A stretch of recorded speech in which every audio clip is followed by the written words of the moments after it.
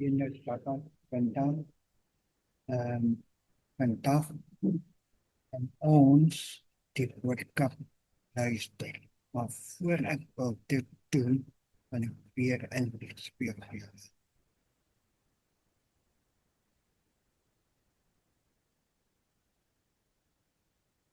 Sesdag het ek hard gewerk in die wêreld buite, ver van die kerk.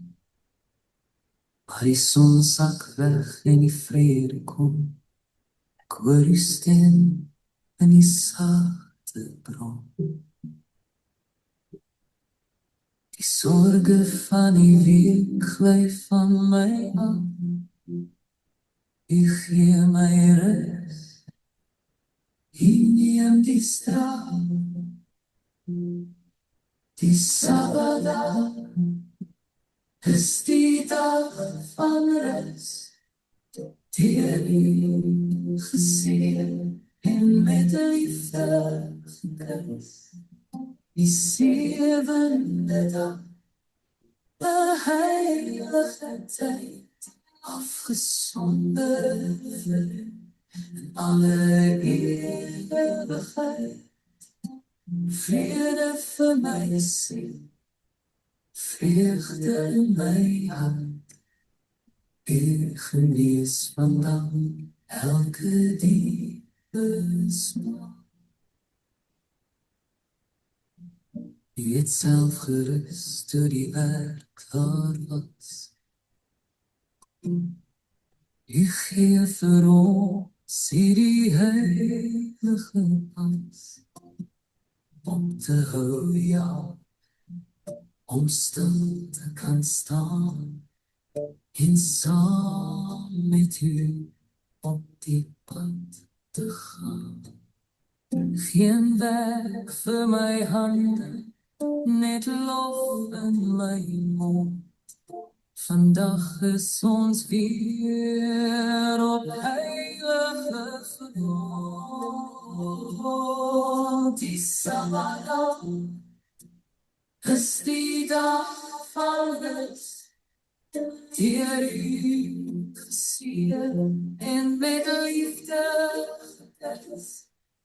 Die sewende dag, 'n heilige tyd, afgesonder vir U in alle ewigheid. Vrede vir my siel, vreugde in my hart. U genees vandag elke diepe smaak. Wat 'n teken tussen U en my vir altyd. 'n verbond van trou en geregtigheid. Die wêreld mag jaag, maar ek sal wag en U eer bewys op die Sabbatdag. Die Sabbatdag is die dag van rus, deur U geseën en met liefde gekus. Die sewende dag, 'n heilige tyd, afgesonder vir U in alle ewigheid. Vrede vir my siel, vreugde in my hart. U genees vandag elke diepe smaak.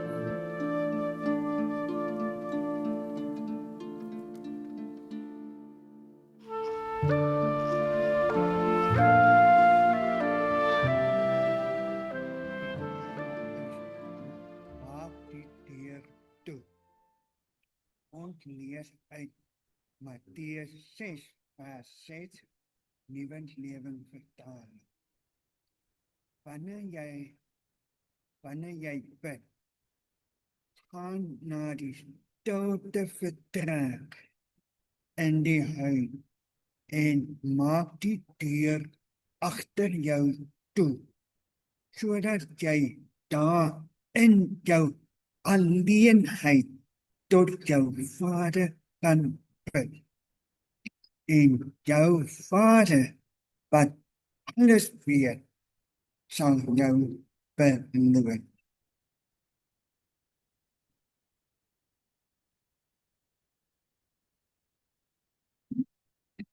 Nou, in 'n brief aan my vriende het die lofsangskrywer Bellen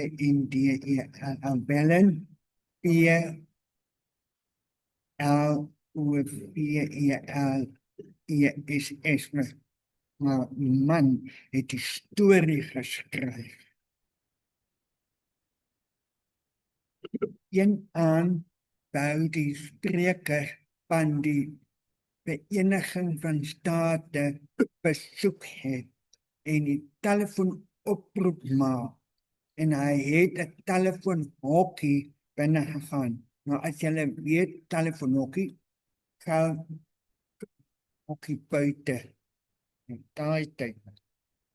Maar vind dit is anders as die in sy eie land. Dit het begin donker word en Jude het hy moeilik na die nommer in die vroeg, nog onder nie, maar vroeg toe die donker, kan jy sien die nommer in die telefoongids gesoek. Nou, hy het die hokkie se deur oopgehou in die hoop dat die straatlig hom sou help en lig soek. En hy het opgemaak dat daar 'n lig in die hokkie het gesien lig. Was dit hy het opgemaak dat daar 'n lig in die hok was. En by mense verbyganger het sy Johasie opgemaak en gesê: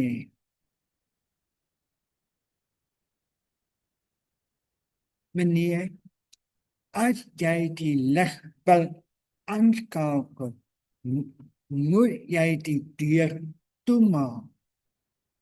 Toe die besoeker se verbasing en tevredenheid toe hy die deur toemaak, was die hokkie vol lig. En hy het gou die nommer opgespoor en die oproep voltooi. Nou, so is selfde manier wanneer ons een kan na 'n stilplek gaan om te bid, moet ons besige wêreld afsluit en ons harte oopmaak vir die Vader. Onduisende wêreld van teleurstelling en beproeving sal dan lig kom. Ons sal in gemeenskap met God tree. Ons sal sy teenwoordigheid aanvoel en ons sal verseker weet van sy voorsiening vir ons.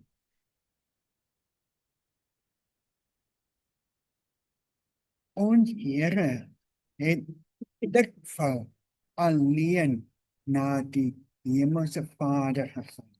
So Jesus wat altyd gereeld alleen disippels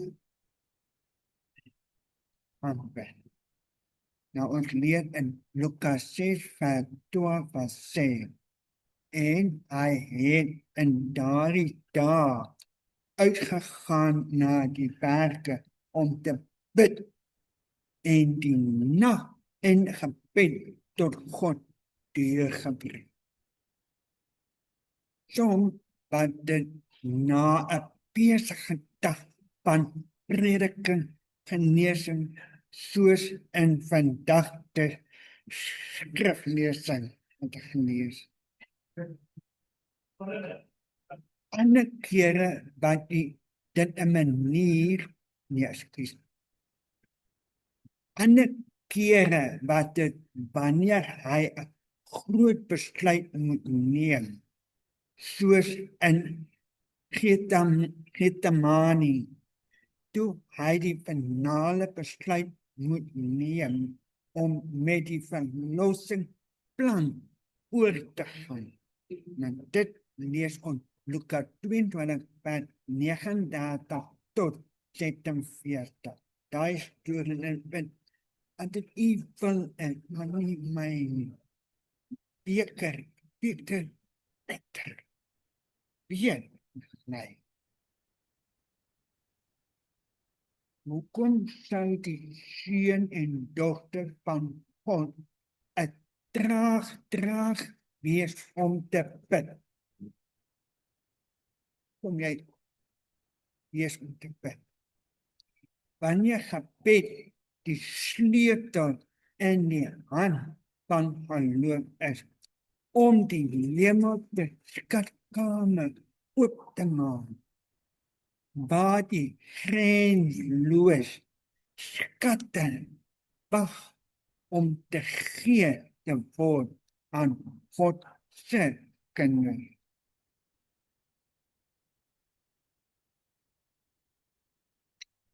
Lê jou behoefte, jou vreugde, jou hartseer, jou bekommernis en jou vrese oor God. Ek kan hom nie pla of oorlaai nie. Jy kan hom nie moeg maak. Hy wat die hare van jou hoof tel, is nie ongevoelig of sonder hartliefde teenoor die behoefte van sy kinders. Hartlose sonder hartliefde. Beteken forgee om te jy. Hy tel jou hare. Hy is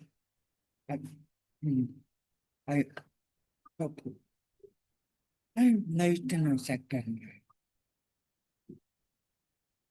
Jakobus 5 vers 11 sê, die Here is vol medelee en ontferming. Dit beteken hy verstaan en genade. Sy hart van liefde word deur ons hartseer aangeraak. En self net deur die onnoem daarvan.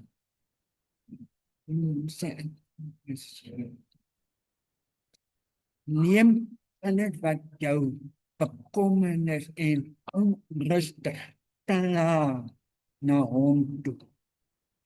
Niks is vir hom te groot om te dra nie. Want hy hou die wêreld in stand. Hy heers oor al die sake van die heelal. Niks wat op hierdie manier onrede aangaan. En te klein vir hom om raak te sien nie. Nee, hy sien klein dinge. Daar is geen hoofstuk in ons ervaring wat te donker is vir hom om te lees. Daar is geen probleem wat vir hom te moeilik is om te uitrafel nie. Geen teenspoed op slegte dinge van die kleinste van sy kinders tref nie. Geen angst kom in die siel nie. Geen blyskap geen opregte gebed ontsnap die lippe. Wat Hemelse Vader nie oplet nie, of waarin hy geen onmiddellik belang instaan beteken dit wat jy bent, jy probleem, jy het jou blyskap, jou oprigting uit jou lippe opneem nie op dit. Hy weet wat in jou gedagte is. Hy weet wat in jou hart is. Hy sien dit raak. Dit is hom nie moeilik om te verstaan. Hy het daar belang in jou en my. Ook mense wat verdwaal. En daar belang hier om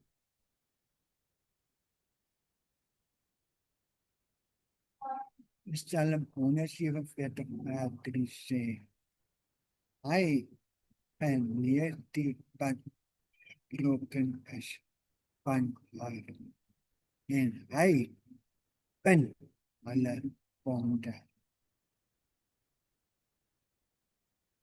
Die verhouding tussen God en elke siel is so besonder en volkome asof daar nie 'n ander siel op aarde is om sy beskerming te deel nie. Nie 'n ander siel vir wie hy sy geliefde seun gegee het.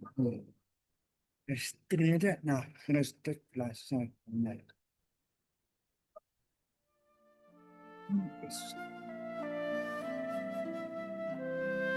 Baie dankie Hemelse Vader vir die voorreg van gebed waar ons direk tot in die troonkamer van die almagtige Vader van die heelal kan kom ons harte uit te stort.